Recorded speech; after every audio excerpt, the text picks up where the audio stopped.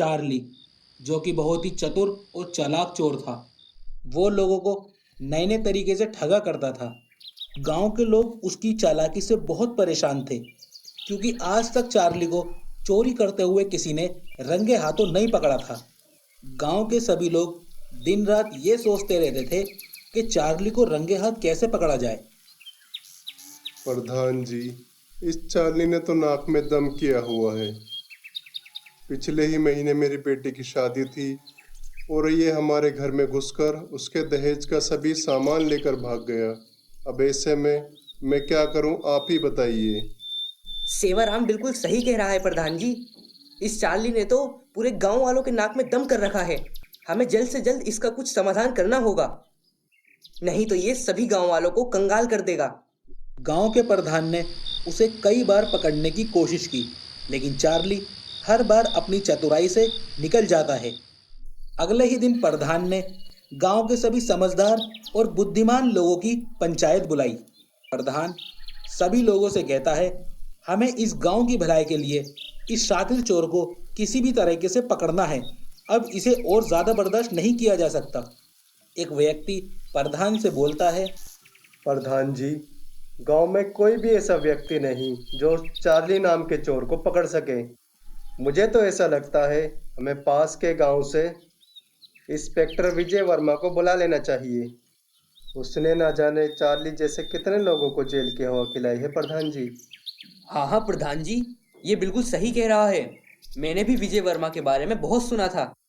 पास ही के गांव में डाकू मंगल सिंह और उसके पूरे गिरोह को उसी ने पकड़ा था। उसके बाद गांव का प्रधान इंस्पेक्टर विजय वर्मा को एक संदेशा पहुंचाता है। प्रधान का संदेशा मिलते ही इंस्पेक्टर विजय वर्मा गांव की तरफ निकल पड़ता है। गांव में आते ही वह चार्ली के बारे में प्रधान और सभी गांव वालों से उसके कारनामे सुनता है। गांव वालों की सारी बातें सुनने के बाद वे गांव वालों से ये वादा करता है कि वे इस शातिर चोर को जरूर पकड़ेगा।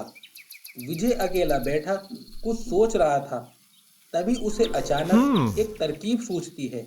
इंस्पेक्टर विजय गांव में ये झूठी अफवाह फैलवा देता है कि शहर से आके एक बड़ा व्यापारी इस गांव में ठहरा हुआ है, जिसके पास बहुत सारा सोना और कैश है।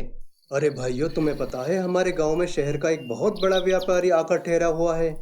मैंने तो ये सुना है वो जहां भी जाता है अपने साथ बहुत सारा सोना और कैश लेकर चलता है। गांव वालों की ये बातें चार्ली पेड़ के पीछे खड़ा होकर सुन रहा था। चार्ली को लगता है कि यह उसके लिए एक बड़ा मौका है। उसने तुरंत उस व्यापारी के घर में चोरी करने की योजना बनाई। चार्ली रात होने का इंतजार करता है और रात होने के बाद चार्ली उस घर की तरफ बढ़ता है जहां वह व्यापारी ठहरा हुआ था। चार्ली देखता है कि घर के चारों ओर तो कोई पहरा नहीं है। यह तो उसके लिए एक सुनहरा मौका है। उसे यह घर बहुत ही आसान निशाना लगता है। वह खिड़की के रास्ते उस घर में घुसता है और धीरे धीरे कमरे में जाने लगता है। घर में बहुत सारा कैश और गहने थे, जिसे देखकर चार्ली की आंखें चमक उठती हैं। जैसे ही चार्ली उन गहनों को उठाने की कोशिश करता है, तभी उस कमरे में रोशनी हो जाती है। चार्ली हड़बड़ाता हुआ इधर उधर देखने लगता है। तभी उसके सामने इंस्पेक्टर विजय वर्मा आ जाता है, जिसके हाथ में बंदूक थी। इंस्पेक्टर विजय वर्मा उससे मुस्कुराते हुए कहता है, तुम्हारी कहानी खत्म हुई चार्ली, हाथ ऊपर करो। चार्ली को समझ में आ चुका था कि वह गांव वालों के जाल में फंस चुका है। उसके बाद इंस्पेक्टर विजय वर्मा चार्ली को गिरफ्तार कर लेता है और उसे गांव वालों के सामने पेश करता है।